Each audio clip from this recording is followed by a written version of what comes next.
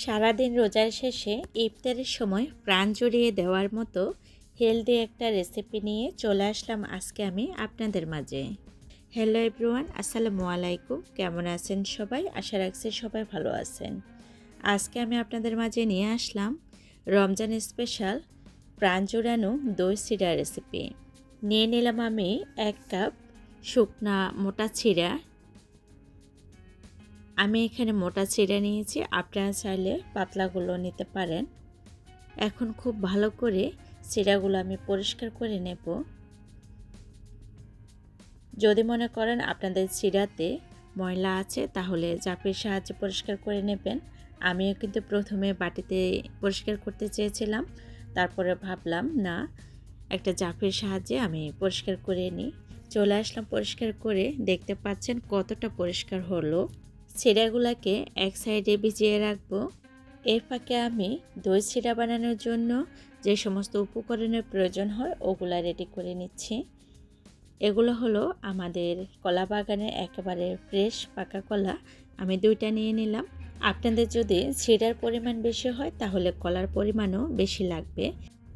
আমি যতটুকু চিড়া নিয়েছি অতটুকুর মধ্যে 2টা কলাই কিন্তু এনাফ হয়ে যাবে। তবে দই চিড়ার মধ্যে কলার পরিমাণ যদি বেশি হয় খেতে ভীষণ মজা হয়। কলাগুলা আমি কিভাবে কেটে নিলাম, একটা কলা দেখে অবশ্য বুঝতে পারছেন, আর একটা কলা আমি আস্ত রেখেছি। চিড়া থেকে আমি পানি সেঁকে নিলাম। এখন স্বাদ মতো লবণ দিয়ে দিচ্ছি। লবণ দিয়ে আমি একটু কষলিয়ে নিচ্ছি। চিড়াগুলা অনেকটা ফুলে উঠেছে দেখে অবশ্য বুঝতে পারছেন। আর দিয়ে দিচ্ছি স্বাদ মতো চিনি। মিষ্টিটা যে যার পছন্দ মতো দিবেন। আমি আমার পছন্দ মতো দিয়েছি, যতটুকু মিষ্টি খেতে আমি পছন্দ করি। এখন দিয়ে দিচ্ছি আমি ফ্রিজের ঠান্ডা পানি। এই দই চিড়ার ক্ষেত্রে অবশ্যই আপনাদেরকে ঠান্ডা পানি ইউজ করতে হবে। যদি আপনারা অতিরিক্ত ঠান্ডা খেতে চান তাহলে অবশ্যই বরফ ইউজ করবেন। তবে দই চিড়াতে ঠান্ডা পানি না হলে দই চিড়ার অরিজিনাল টেস্ট পাওয়া যায় না। এখন আমি দিয়ে দিচ্ছি ফ্রেশ নারকেল কোড়ানো। আমার হাতে যে দধিটা দেখতে পাচ্ছেন এটা হলো মহিষের দধি। খেতে কিন্তু ভীষণ মজা।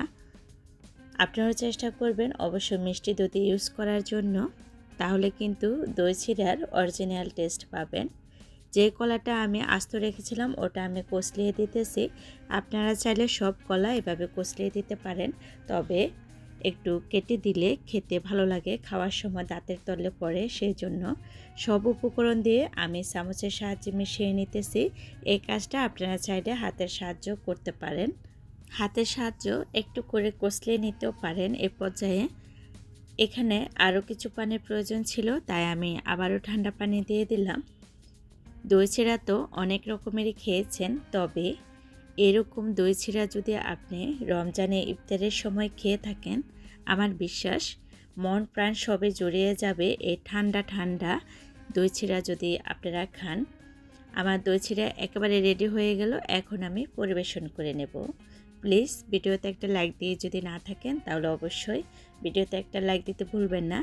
আর আপনি যদি আমার চ্যানেলে আজকে নতুন হয়ে থাকেন তাহলে আমি বলবো প্লিজ আমার চ্যানেলটি সাবস্ক্রাইব করে চ্যানেলের সাথে থেকে যাবেন নিত্য নতুন ভিডিও পাওয়ার জন্য।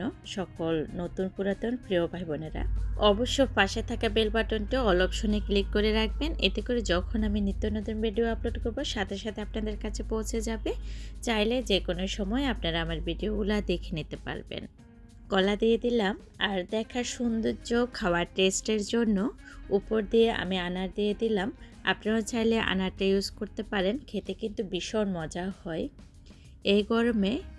আর রমজানে একবার হলো আপনারা ট্রাই করবেন। এই দই চিড়াটা আমাদের স্বাস্থ্যের জন্য খুবই হেলদি, খুবই স্বাস্থ্যকর একটা খাবার। যে কোনো গরমের সময় আপনারা খেতে পারেন। মুহূর্তের মধ্যে শরীরে খুবই এনার্জি আসে এই চিড়াটা যদি আপনারা খান। আর রোজার সময় হলে তো তাহলে তো আর কথাই নেই। আমার খুবই পছন্দের একটা রেসিপি আজকে আপনাদের মাঝে শেয়ার করলাম। অবশ্যই কমেন্ট করে জানাতে ভুলবেন না। আর প্লিজ ভিডিওতে একটা লাইক দিয়ে চ্যানেলটি সাবস্ক্রাইব করে চ্যানেলের সাথে থেকে যাবেন। আজ এ পর্যন্ত সবাই ভালো থাকবেন। আসসালামু আলাইকুম।